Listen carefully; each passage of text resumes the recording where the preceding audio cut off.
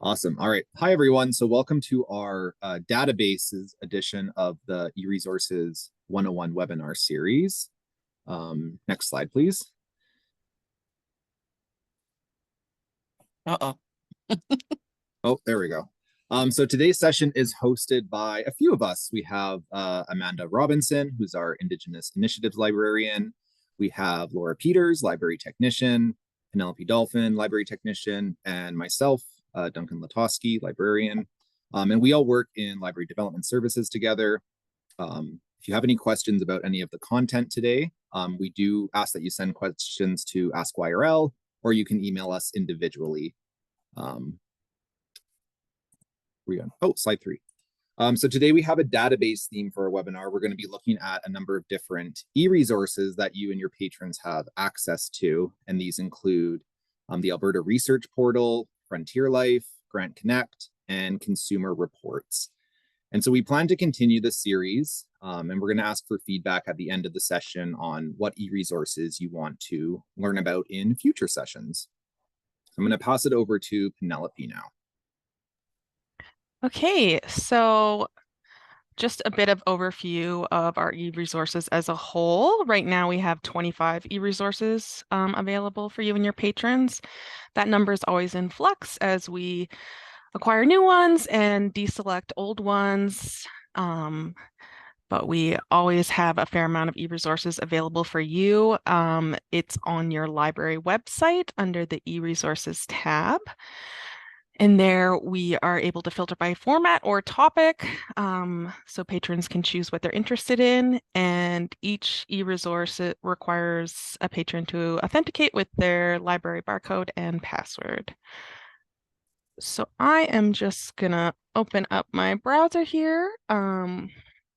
We do have some information on our e-resources available on the intranet, which hopefully you all have access to. So this is available under the Collections tab, eResources. So it has some training on them, as well as the eResources pamphlet, which is up to date with the current eResources and is a brochure that you can print off and hand out to patrons as needed. And there are also individual training materials for each e-resource as well as promotional materials. The other thing that we have just added for e-resources is the e-resource FAQ page. So on your website, under the e-resources tab, under each individual e-resource, you should see this little link that says FAQs and support. And when you are a patron, click this, it takes you to a new web page, which contains all the e-resource FAQs. So each e-resource has a little section, and it's got a variety of information.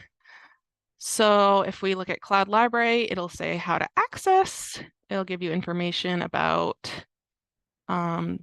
different applications, what versions are required. If it's one that's applicable with e-readers, it'll have information on how they work with it.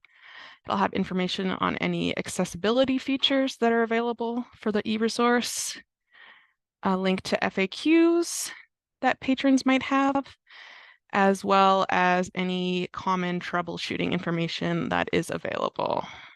So there's a lot of information there. It's all gathered into one place to make it a little bit easier, as sometimes it's hard to find on the eResource website themselves.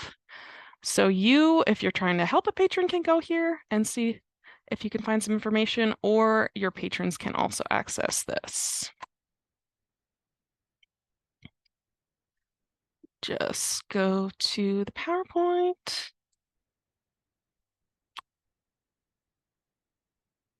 All right, so the first e-resource we're going to be talking about today, I'm going to be talking about Consumer Reports.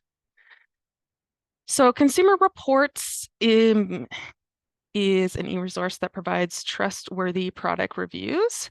So they operate with independent testing and research. They have over 63 labs across the states that are manned by a team of testers and researchers, as well as taking in data from government sources to help them determine the efficacy of products. They do not accept samples from companies. They purchase everything themselves. So they are a trustworthy source, and they provide a number of things. I'm just going to open my browser again so I can show you.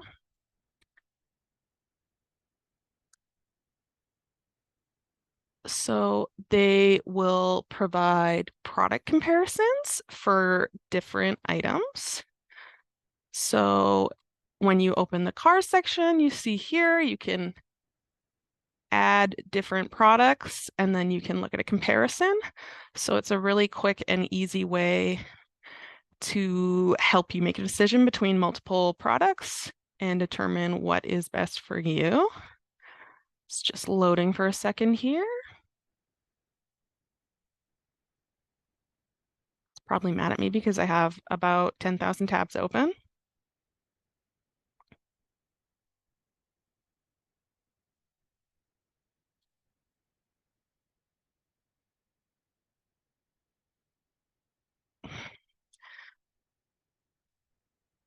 There we go. So it kind of gathers every product that you've chosen and it gives you quick and easy stats and shows them in comparison to each product. So depending on what you're more interested in, you can look at, acceleration or transmission. Or if you're more interested in like the comfort levels, you can look at that, and this can help you make a decision on between different products about what's right for you. They also compile a lot of this information into buying guides. So these also can help simplify purchases of more complicated products. So this one would be for a refrigerator, but they have these for a variety of them. They kind of help answer questions you might have. If you don't really think about refrigerators often, which I know I don't. So what type of refrigerator, the different door types and what they're called, how you measure. They kind of walk you through things that you should know for the buying process, and just simplify it, especially for these large ticket items. It can be kind of stressful.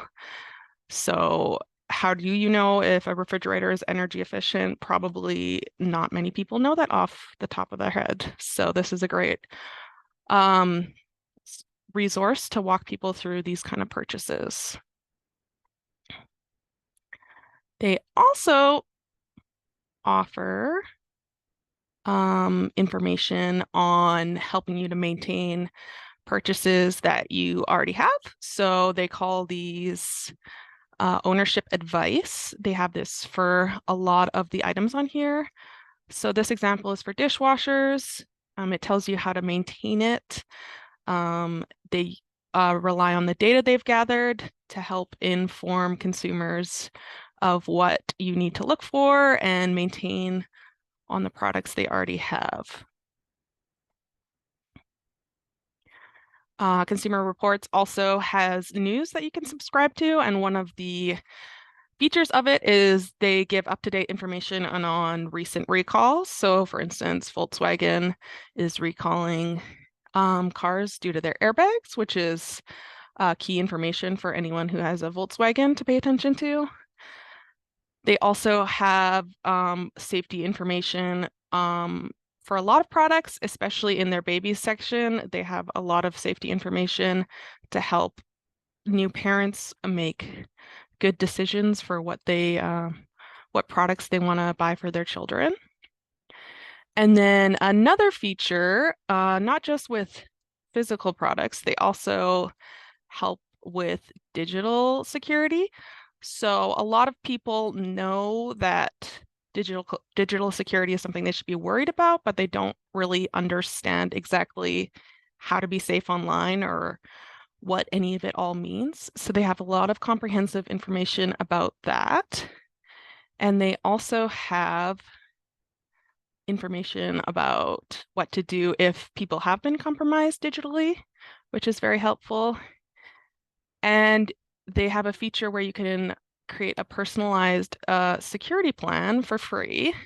So patrons can use this to help choose information.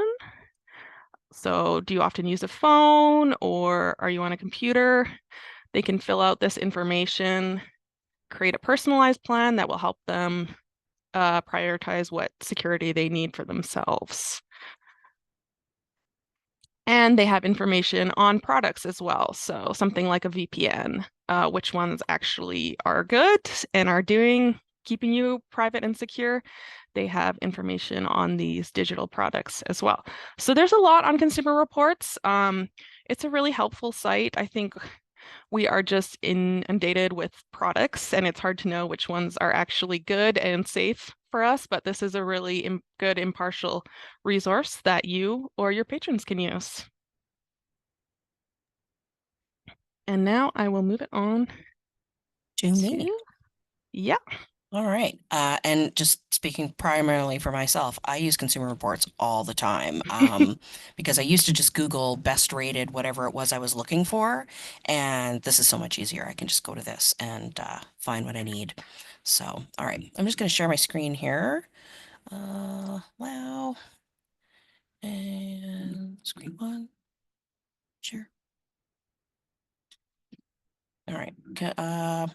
Oh, can you see my Frontier Life screen?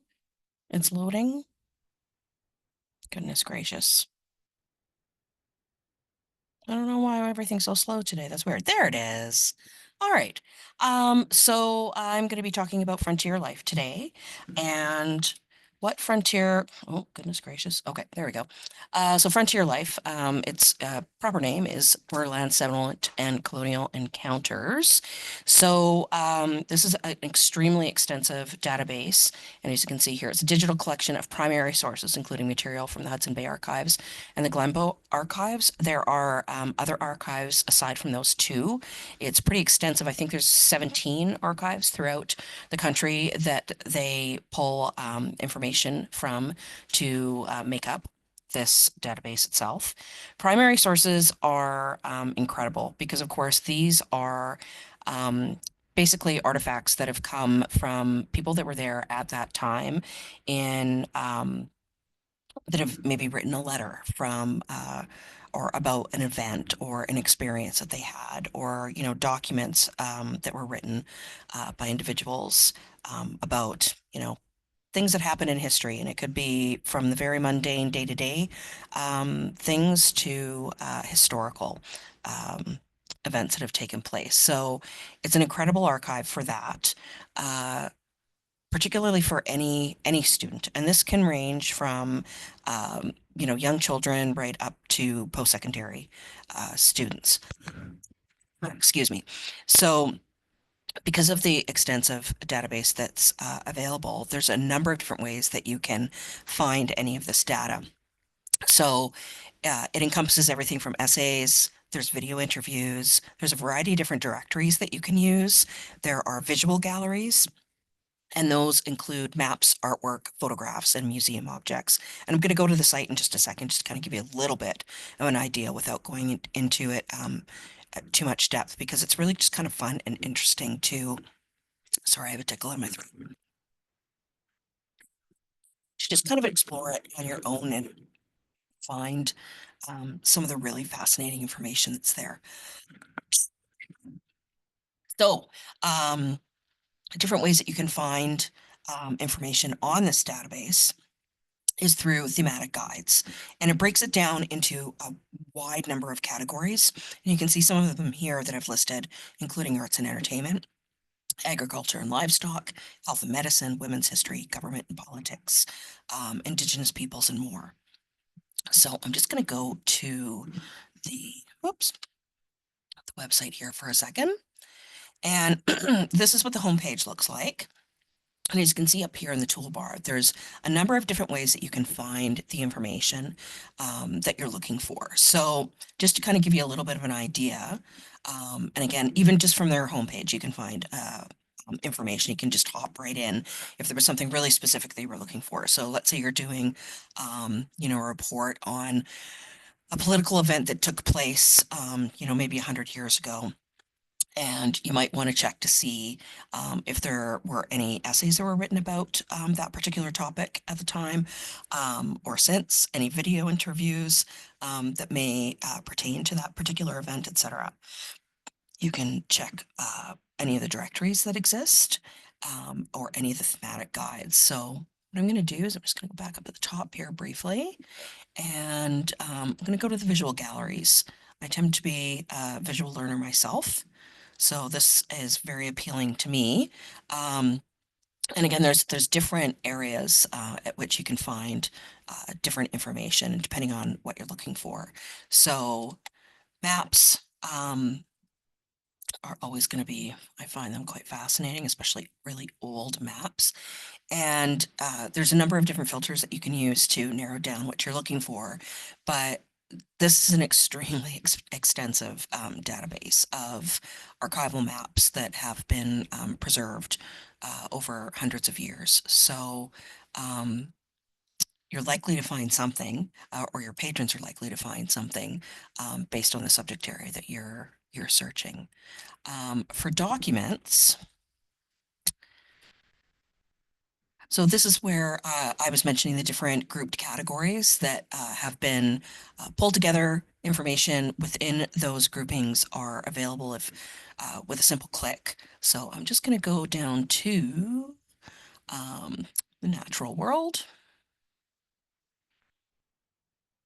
Technology is being a little slow today, so it's also a big database, so I imagine it has a lot to load. Now from here, I could always narrow it down, of course, based on a search that I wanted to find results for. So in this particular case, you can see what they define as natural world. Our frontiers were and still are places where our people are of different cultures, met and interacted. The natural world in these regions of contact did not just provide a backdrop to the actions of people. Instead, it inspired them, provided them with tools and supplies, and presented threats and dangers that they had to overcome. So if you wanted to find out more about this particular thematic guide to see if it was going to provide maybe, some hits of what to the subject area that you're looking for, you could read on about this, or you could just give it a go and try and experiment with some searching. So it's good to kind of figure out how this works, I would say, in advance of recommending it to patrons. I'm sure that they can all figure it out on their own. But if there's any hiccups and they need a little support, it's good to have a full understanding on how their search features work. And from there, you can also look in the research tools section of the toolbar at the top. And again, you can easily find any of those directories, again, the guides, etc., from this kind of quick access link. And from here, we're looking at the essays page. And again, it breaks it down into either groupings or themes. So this can alone help narrow down where you might want to click next if you were looking for a certain period of time or a certain event. So again, my best advice for this would be check it out and just explore, because it's a very fascinating site. It has a tremendous amount of archived information. Whether you were doing, a research paper or not, or some genealogy work, or whatever, the impetus was behind being on this database. If nothing else, it's just interesting. So definitely a great recommendation for anyone that wants to check it out. Slideshow. Current. All right. Can everybody see my screen again? All right. Good stuff. So I'm going to be passing it on to Duncan, who's going to talk about Grant Connect. Awesome. Thank you. All right, Grant Connect. Oh, can we go to the perfect? Yep. So Grant Connect is a fundraising platform, and it connects charities with funders who share their cause. So you can search in Grant Connect and find different prospects by searching like this huge swath of data that's managed by their research team, who I'm told are experts. Now, this resource is for in-library access only. I'm currently not in a library, so I can't access it. I have to be using library Wi-Fi to actually gain access. There's no login also for this resource, so you don't need to enter your library barcode or PIN because it connects to the Wi-Fi. You just click into it from your eResources tab and you'll be automatically entered into the database. So with Grant Connect, you have access to a number of different things. There's over 11,000 Canadian foundations that you can search through, over 560 corporate giving programs, hundreds of government grant programs that you can go through. There's also American foundations listed there, and additional kinds of grant opportunities that you can sift through. There are funder profiles in the resource that offer insights on specific grant programs and have things like application preferences, financial summaries, who the key decision makers are, and more. And there's also historical data on billions of dollars of past donations. And this is categorized by factors like size, cause, population, and region. There are targeted search filters that you can use, and these can help you quickly find the right funder to connect you to your charity or to your library. And you can search by things like gift size or the deadline, type of support, etc. Now, once you're in the resource, they do have a guided tours button, and this can help familiarize yourself with some of the different features and the different search methods that you can use. So this is going to be located at the bottom left of the screen when you log in, if you are looking for it. When you go into a funder page, it's going to have 3 tabs of information. The first tab is the about information. So this will include things like the funder's mission and their philosophy, if they're affiliated with any other funders or other companies. They'll have contact information, and then financial data that we spoke about. The next tab is the programs tab. So this will have the funding program information, eligible costs, application information, what their criteria is for evaluating the submissions that go into this grant program. And then they also have grant ranges.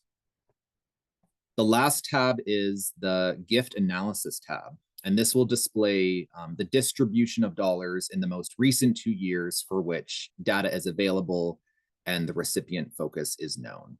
So there's a lot of good information, and oftentimes there's also a lot of links to the actual website of these grant funders. So you're not actually applying directly through Grant Connect itself. It's going to connect you to that URL or that website and give you instructions on how to apply.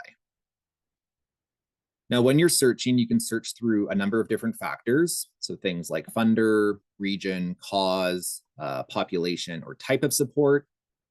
So if you could select cause if you want to describe your focus area. You can select region if you want to limit on where your work actually takes place. There's even an international filter. So if you're looking for international funders, you have that option as well. You can select populations as well. So this will allow you to select the populations that are most impacted by the type of work you do. So further narrowing the type of grants that you can apply for.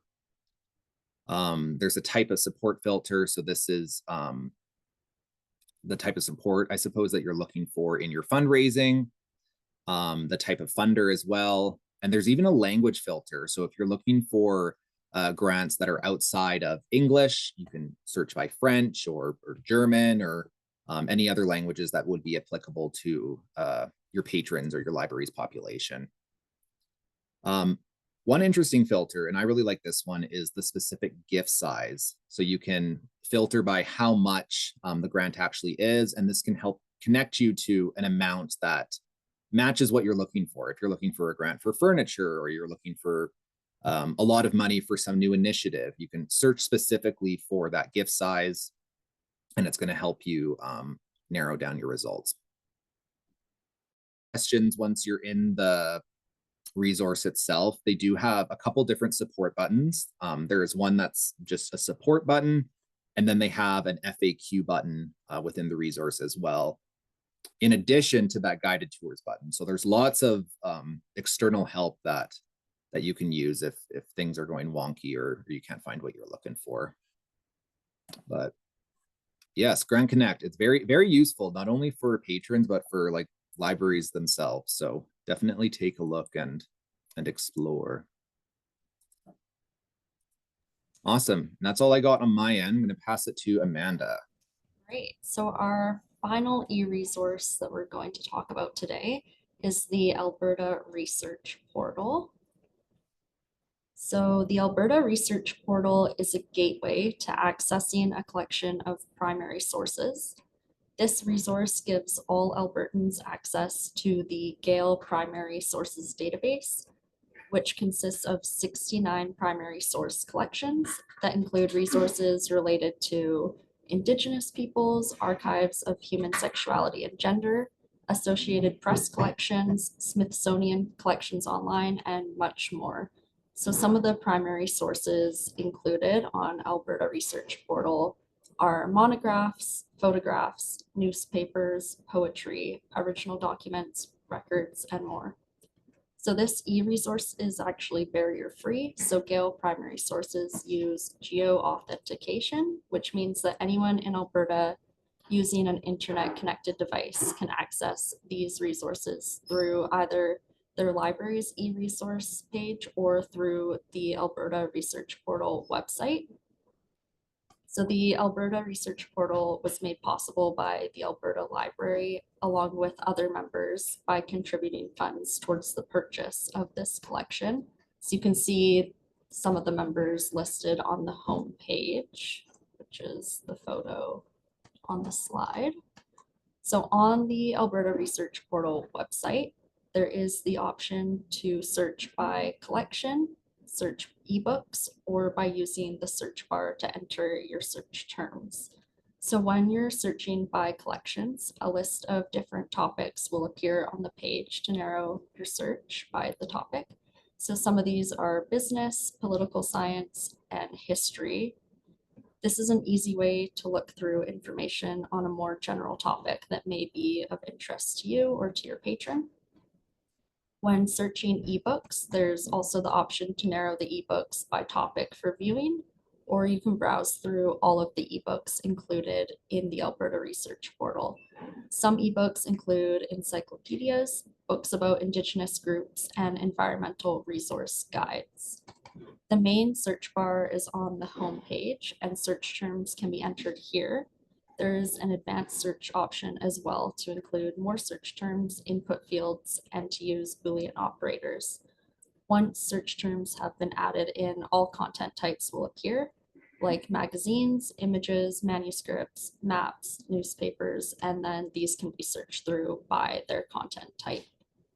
On the top right of the page, there are 3 navigation buttons, one to learn more about Alberta Research Portal, a Contact Us button, and then a button that says For Libraries.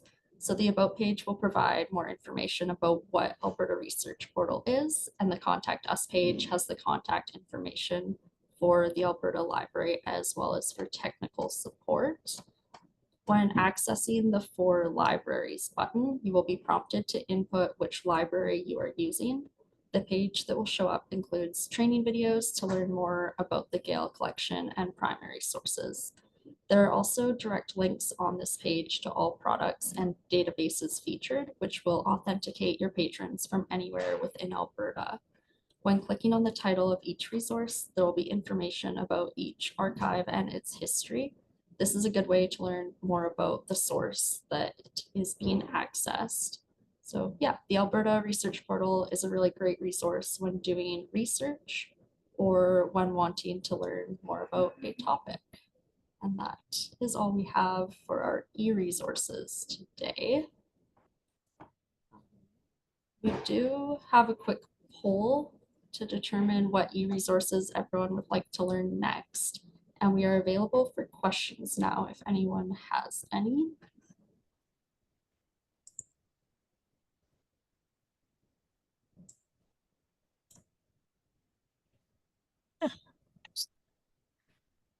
And so there's our poll. Please feel free to add your answer so we can get an idea of what we want to do next.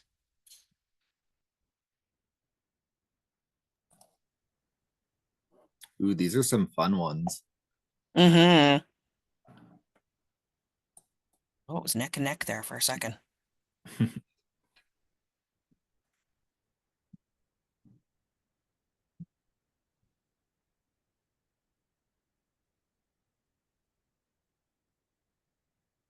think we have, how many attendees do we have? We have 6. So, yeah, I think that's right. We had 7 actually, so it looks like before somebody left the session, they voted, which is great. So it looks like it's going to be the first of the 2, which is Comics Plus, but and that includes the 2 different collections, one for adults, one for children, Press Reader, Tumble Books, both novelists, the regular plus and K through 8, and Beanstack.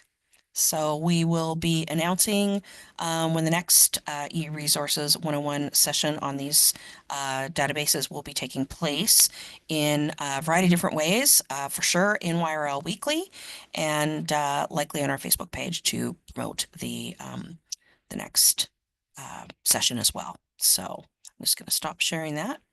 And still have a tickle, pardon me.